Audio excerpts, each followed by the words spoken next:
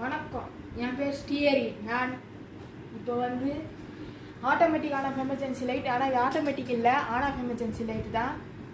இப்போ நான் இதில் வந்து எதுக்கு செஞ்சுருக்கேன்னா, நைட்டில் கரண்ட் போயிடுது. இப்போது சம்மர்ன்றதால கரண்ட் போயிடும். கரண்ட் போயிடுச்சுன்னா மேலே கரண்ட் அடிக்கடிக்கு போக செய்யும், இது சம்மர்ன்றதால.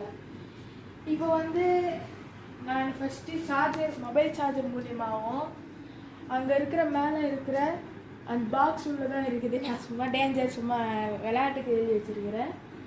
அது அந்த பாக்ஸ் உள்ளே தான் இருக்குது. இப்போ பேட்ரி நான் பேட்ரி பவர் சோர்ஸ் போயின்னு இருக்கும், வேஸ்ட்டாக தானே போவோம். அதுக்கு நான் சுவிட்ச் போட்டிருக்கிறேன். இப்போ அங்கேருந்து மொபைல் சார்ஜர்லேருந்து டேரெக்டாக இங்கே ஆன் பண்ணால் இது கரண்ட்டில் ஏறிடுது, இது பேட்டரியில் ஏறிடுச்சு. இதில் வந்து நான் யூஸ் பண்ண காம்போனண்ட் வந்து mobile charger, 5 volt mobile charger. அது கூட நம்ம இன்புட் வந்து 240 வோல்ட் வரும், அவுட்புட் வந்து நம்மளுக்கு இது 5 வோல்ட் வந்தால் தான் நம்மளுக்கு இதுவாகும்.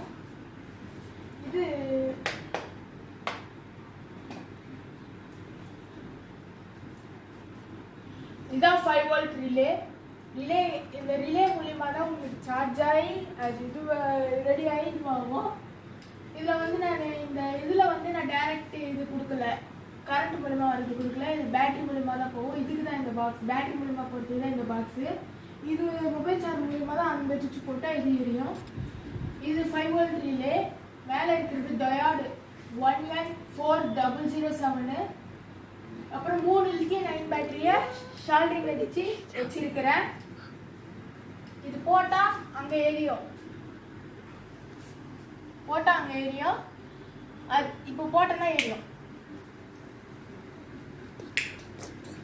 பாப்பட்ட இது ஏன்னா இப்போ சார்ஜில் இருக்குது, இதில் இருக்குது, அதனால எரியுது. இப்போ நான் மொபைல் சார்ஜர் மூலிமா டைரக்ட் கரண்ட் கொடுக்க போகிறேன். இங்கே போட்டுட்டு இதில் போட்டால் டைரெக்டாக போகும். டைரெக்டாக அது கரண்ட் மூலிமா எரியுது. அதே நான் அங்கே ஆஃப் பண்ணிவிட்டு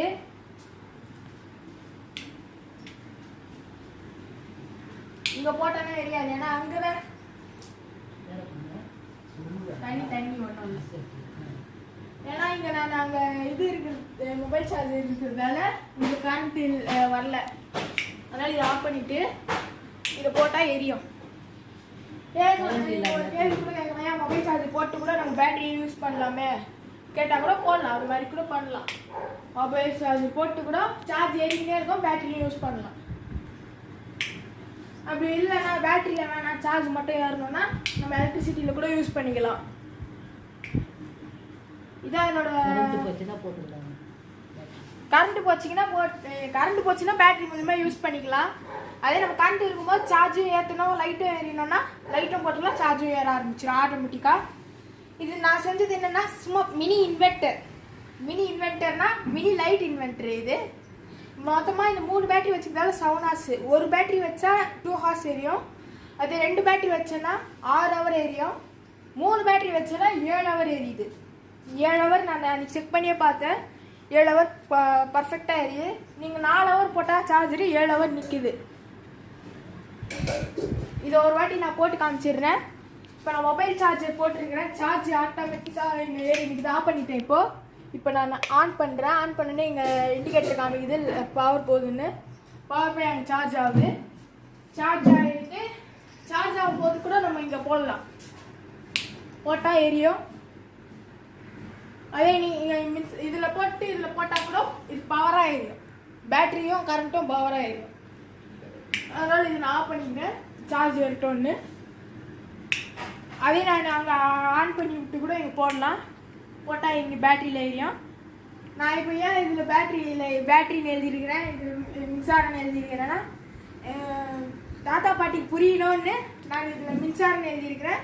அவங்க பேட்டரினா என்னன்னு தெரியும், அதனால் பேட்டரினே எழுத சொல்லிட்டாங்க, பேட்டரியும் போட்டுக்கினேன். மின்சாரம் கரண்ட்னா அவங்களுக்கு கொஞ்சம் இங்கிலீஷில் கொஞ்சம் தெரியாது, அதனால் நான் இங்கே மின்சாரம்னு எழுதிக்கினேன்.